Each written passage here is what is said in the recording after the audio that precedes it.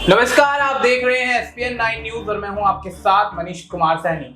जैसे जैसे बिहार में विधानसभा चुनाव नजदीक आ रहा है, वैसे वैसे नीतीश कुमार की मुश्किलें बढ़ती जा रही हैं। बिहार का क्राइम हो या बिहार में नीट पेपर लीक का मामला या फिर जीतन सैनी की हत्या, तमाम मुद्दे ऐसे हैं जो नीतीश कुमार और उनकी सरकार को घेरते हुए नजर आ रहे हैं। ऐसे में जेडीयू की मुश्किलें बिहार विधानसभा चुनाव से पहले बढ़ती हुई नजर आ रही हैं। लेकिन देखा जाए जिस तरीके से तमाम राजनीतिक पार्टियां हमलावर हैं नीतीश कुमार को बिहार में बढ़ते अपराधों को लेकर, उसके माध्यम से कहीं ना कहीं जितनी जिम्मेदार नीतीश कुमार की पार्टी जेडीयू है, उतनी ही जिम्मेदार यहाँ पर भारतीय जनता पार्टी भी है। लेकिन देखा जाए तो सूबे में भारतीय जनता पार्टी को लेकर कोई भी बयानबाजी नहीं करता हुआ नजर आ रहा है और ऐसे में नीतीश कुमार को तमाम राजनीतिक दल घेरते हुए नजर आ रहे हैं। लेकिन देखा जाए जिस तरीके से काफी लंबे अरसे से बिहार में विशेष पैकेज या विशेष राज्य की मांग उठती आई है, अब ऐसे में बिहार में एक साथ तमाम राजनीतिक पार्टियां एकजुट होकर एनडीए की मुश्किलें भी बढ़ाती हुई नजर आ रही है। लेकिन देखा जाए तो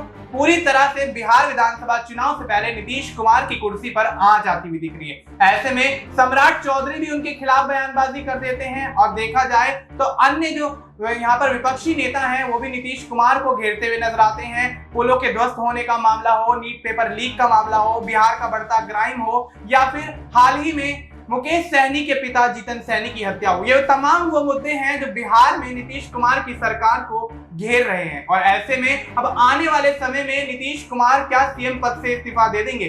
बिहार विधानसभा चुनाव से पहले क्या सरकार गिरती हुई नजर आएगी? क्या नीतीश कुमार की मुश्किलें बढ़ती हुई नजर आएंगी? इन तमाम मुद्दों पर चर्चा जारी रहेगी। हमारे साथ हमारे सहयोगी माही मौजूद है। माही, बहुत बहुत स्वागत है आपका। माही, क्या कुछ लगता है जिस तरीके से नीतीश कुमार काफी समय से घिरते हुए नजर आ रहे हैं, चाहे पुल ध्वस्त हो रहे हो उसको लेकर, नीट पेपर लीक मामले को लेकर, क्योंकि नीट पेपर लीक के मुख्य आरोपी की पत्नी की तस्वीरें यहाँ पर नीतीश कुमार के साथ वायरल हुई थी। हालांकि तस्वीरें उनकी जो थी वो कहीं ना कहीं सम्राट चौधरी के साथ भी वायरल हुई थी, लेकिन बात जो की जा रही है फिलहाल नीतीश कुमार को लेकर की जा रही थी। लेकिन अब देखा जाए जिस तरीके से जीतन सैनी की यहाँ पर हत्या हो जाती है, उसका सारा दोष यहाँ पर नीतीश कुमार के ऊपर मर जाता है। तो क्या खाली नीतीश कुमार ही जिम्मेदार है या फिर एनडीए के माध्यम से जो सरकार बनी है उसमें भारतीय जनता पार्टी भी उतनी ही जिम्मेदार है जितनी नीतीश कुमार को बताया जा रहा है? क्या कुछ लगता है माही?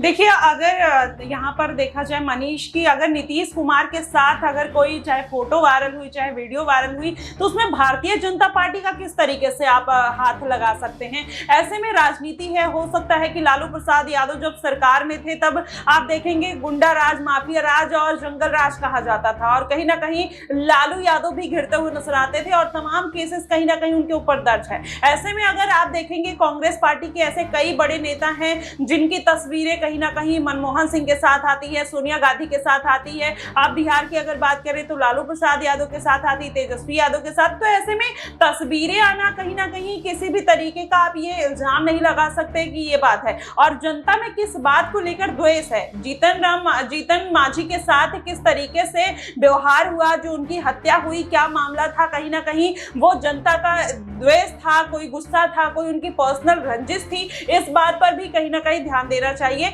और ये बात तब निकल कर आती है जब राजनीतिक मुद्दों पर ये बात ना की जाए, ये पर्सनल मुद्दों पर बात हो, तब शायद अगर आप किसी के ऊपर इल्जाम लगाते हैं, चाहे नीतीश कुमार के ऊपर, चाहे भारतीय जनता पार्टी के ऊपर, चाहे सम्राट चौधरी के ऊपर, तब ये बात समझ में आती है। लेकिन अगर राजनीतिक द्वेष की वजह से आप इन सारी बातों को उठाएंगे, आपने एक केस देखा होगा बीमा भारती का, जब फ्लोर टेस्ट हो रहा था, बीमा भारती कहीं ना कहीं जब जेडीयू से अलग होने वाली होती है तब किस तरीके के इल्जाम लगाती है कि उनके बेटे को किडनैप कराया गया, उनके पति को किडनैप कराया गया, उनको मारा गया। इस तरीके की कहीं ना कहीं वो टीवी चैनलों पर इंटरव्यू देते हुए नजर आती हैं, फिर वो आरजेडी का दामन थाम लेती हैं। तो आप देखिए किस तरीके से राजनीति को मोल्ड करने की कोशिश की जाती है और किस तरीके से अपना एजेंडा सेट करने के लिए कहीं ना कहीं इस तरीके के मुद्दे जानबूझकर लाए जाते हैं, जिसकी वजह से कहीं ना कहीं सियासत एक तरीके से बढ़ती हुई नजर आती है। वैसे में आपने नीतीश कुमार की कुर्सी का, सीएम कुर्सी का जिक्र किया, वाकई में अगर ऐसा कुछ होगा, 12 पुलों का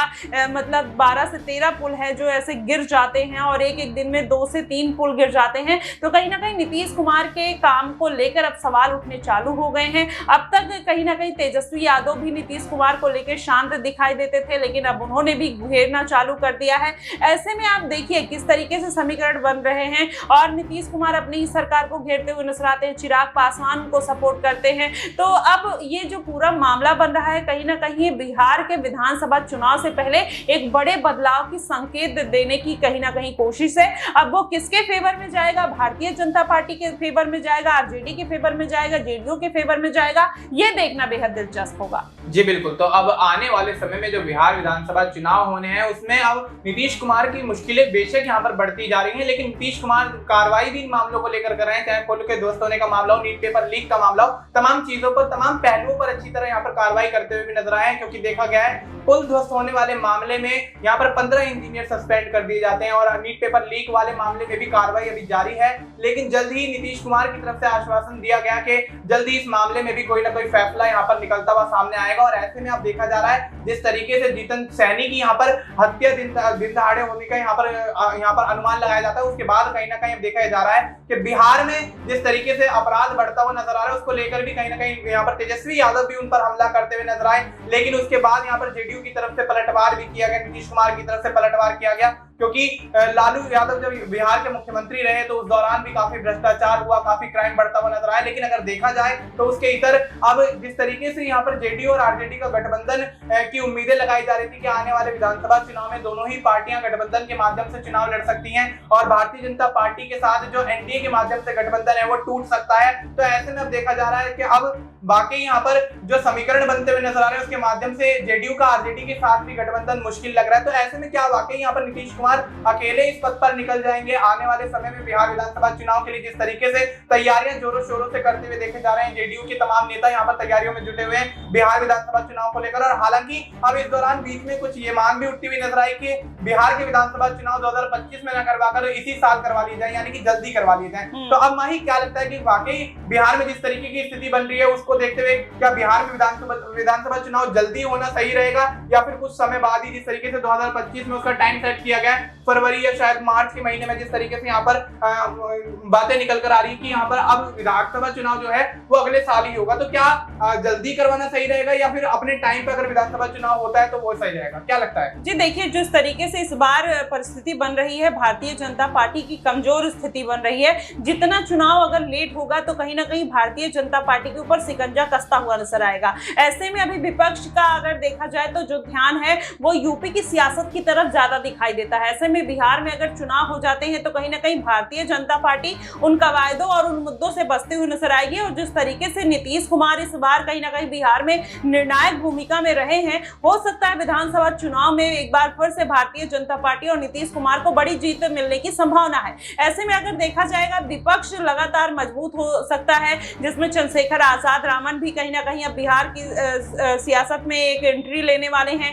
ऐसे में बात कर लिया जाए पप्पू यादव हैं और फिर तमाम ऐसे बड़े नेता हैं जिसमें अब इंडिया गठबंधन भी कहीं ना कहीं पूरा इन्वॉल्वमेंट दिखाता हुआ नजर आया। और वहीं अगर तेजस्वी यादव की बात करें मनीष, तो तेजस्वी यादव कहीं ना कहीं लोकसभा चुनाव के लिए उतने ज्यादा सीरियस नहीं दिखाई दिए। हालांकि उन्होंने प्रचार प्रसार किया, रैलियां की, जनसभाएं की, लेकिन अब विधानसभा चुनाव कहीं ना कहीं उनके लिए बेहद महत्वपूर्ण होगा, क्योंकि सीएम पद जो उनकी जो लालसा है सीएम पद की, वो कहीं ना कहीं अगर इस बार फुलफिल नहीं होती है तो कहीं ना कहीं आरजेडी फिर 5 साल के लिए अपनी सीट से और अपनी मंत्री पद से हाथ धो बैठेगी। और ऐसा कहीं ना कहीं इंतजार करना तेजस्वी यादव के लिए घातक हो सकता है। और वहीं नीतीश कुमार जिस तरीके से बैक टू बैक मुख्यमंत्री पद के दावेदार बनते हुए नजर आ रहे हैं, अब ऐसे में अगर ये मुकाबला कहीं ना कहीं आरजेडी के पक्ष में जाता हुआ दिखाई देगा और आरजेडी इसमें जीत हासिल करती है, तो देखना दिलचस्प होगा कि क्या नीतीश कुमार को फिर से साधने की कोशिश करती है आरजेडी या फिर नीतीश कुमार फिर से कोई पैतरा चलते हुए नजर आते हैं कि सरकार उन्हीं की बनेगी चाहे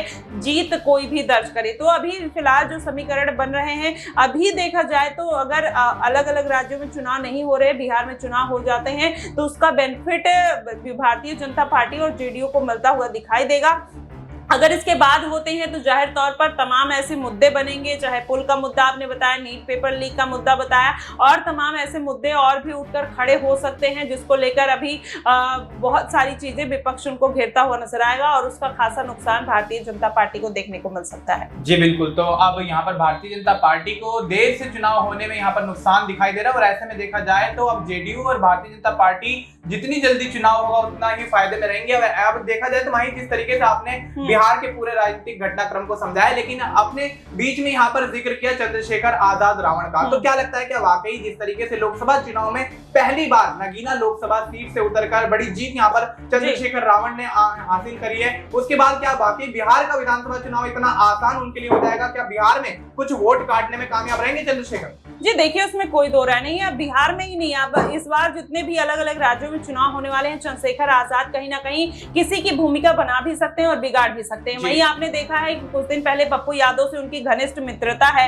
हिना शहाब को कहीं ना कहीं पूरी तरीके से समर्थन देने के लिए पहुंचे।